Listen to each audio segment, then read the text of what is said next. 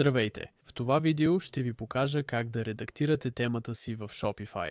Влизате в Shopify както обикновенно, после под канали за продажба виждате онлайн магазин, кликвате и отивате директно на темите.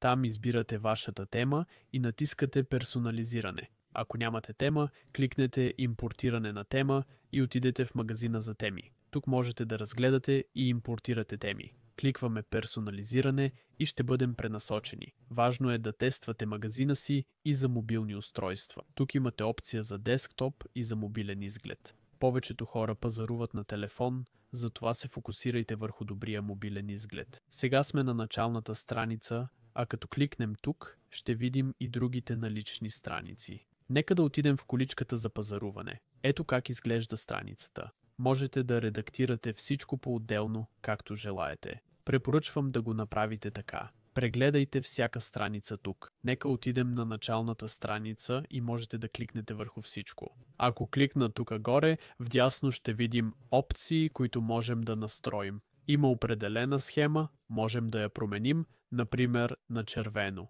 Не изглежда добре, но можете да промените нещата както искате. После преминете спокойно през всичко, кликнете на следващото и вижте какво можете да промените. Да отидем на колекция, може да има нещо тук, нека кликнем и можем да редактираме текста, например. Просто щракнете върху текста, който искате да редактирате.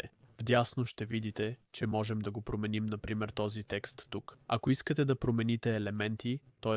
какво се показва горе и долу, вижте структурата вляво. Например, ако искате да изберете този текст по друг начин, можете да го направите тук, щракнете веднъж или изберете цялата група. Ако щракна върху лентата за съобщения в заглавката и я дръпна надолу, виждаме, че моят магазин се премества нагоре. Така можете да сортирате елементите според това, което искате да е по-нагоре. Пробвайте, кликнете и вижте какво можете да промените. Иначе изберете друга тема. Надявам се видеото да ви помогна. Ето колко лесно е да редактирате тема на Shopify. Ако видеото ви помогна, ще се радвам на харесване. Чао!